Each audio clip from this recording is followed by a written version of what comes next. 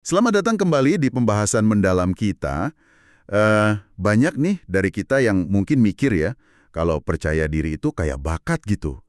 Ada yang emang udah pede dari lahir, ada yang ya kurang.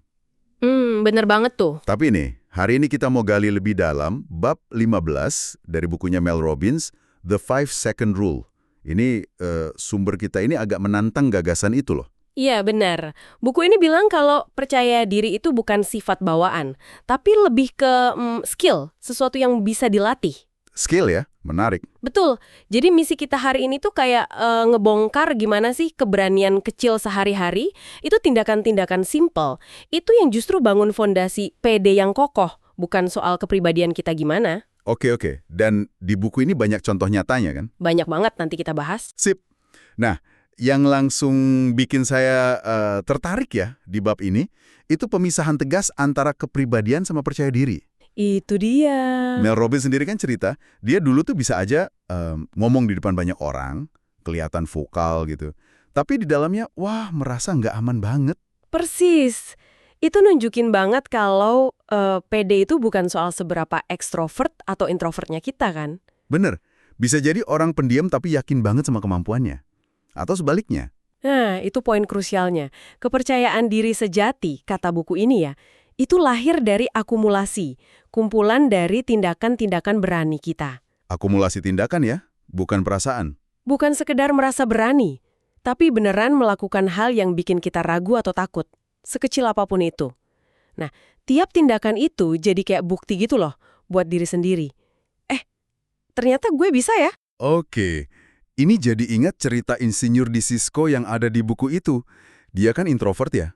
Iya, introvert banget. Terus dia ragu gitu mau nyapa CEO-nya, si John Chambers. Pas papasan pertama kali, momennya lewat aja gitu aja, gara-gara ragu. Nah iya, ragu kan sering gitu ya, bikin kita kehilangan momen. Tapi besoknya pas jogging, ketemu lagi, kesempatan kedua. Dia hampir ragu lagi tuh. Tapi di situ dia ingat aturan 5 detik kan? Betul, 5, 4, 3, 2, 1. Itu kan kayak mekanisme buat motong keraguan di otak sebelum sempat menang gitu. Jadi si insinyur ini, 5, 4, 3, 2, 1. Langsung gerak aja dia. Langsung lari nyusul gitu ya? Iya, dipercepat larinya, dikejar si Chambers, ditepuk pundaknya, terus nyapa. Sesimpel itu. Dan hasilnya? Hasilnya, ya ampun, obrolan singkat itu jadi titik balik penting di karirnya. Dan yang pasti, rasa percaya dirinya langsung naik drastis. Gila ya, cuma nyapa loh padahal. Tindakan kecil banget kesannya. Kecil, tapi dampaknya gede. Ini contoh nyata banget gimana 5, 4, 3, 2, 1 itu ngedorong aksi yang bangun keyakinan diri. Ini jadi bikin mikir ya buat kita semua nih. Momen ragu apa sih hari ini, sekecil apapun, yang bisa kita coba dobrak pakai 5, 4, 3, 2, 1. Siapa tahu dampaknya kayak si insinyur itu kan? Bisa jadi, secara psikologis, ini kan sebenarnya lagi ngebangun self-efficacy. Keyakinan sama kemampuan diri sendiri. Tiap kita berhasil dorong diri ngelewatin ragu, kita kasih sinyal ke otak. Bisa kok ternyata. Oh, jadi kayak ngasih bukti terus-menerus ke diri sendiri gitu ya? Benar. Dan ini juga nyambung sama konsepnya Profesor Brian Little soal free traits atau sifat bebas. Free traits? Apa tuh? Kedengarannya menarik. Intinya gini, Profesor Little bilang, meskipun kita punya kecenderungan kepribadian alami, misalnya introvert atau ekstrovert ya, kita tuh nggak kaku, nggak terpaku di situ. Maksudnya? Kita bisa secara sadar milih buat bertindak di luar karakter kita, gitu. Kalau tujuannya penting buat kita. Kayak si insinyur tuh dia kan introvert, tapi dia milih bertindak kayak orang yang lebih berani demi karirnya. Oh, jadi bukan pura-pura gitu ya, tapi lebih ke kita punya kapasitasnya sebenarnya. Tepat, kita punya spektrum perilaku yang lebih luas, tinggal diakses aja pas butuh. Nah, kepercayaan diri itu tumbuh dari bukti nyata kalau kita bisa ngelakuin itu. Kita bisa diandalkan sama diri kita sendiri. Oke, paham. Jadi pembuktian lewat tindakan nyata ya kuncinya. Di bab ini kan ada contoh lain juga ya, kayak si Bill itu.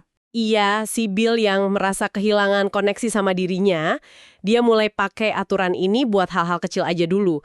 Nepatin janji ke diri sendiri, berani bilang enggak, langkah kecil gitu, tapi ngebangun lagi kepercayaan ke dirinya. Ada juga Trace, ibu rumah tangga. Dia ngelakuin hal kecil kayak berani nari sendiri pas konser atau ngomong di depan jemaat gereja.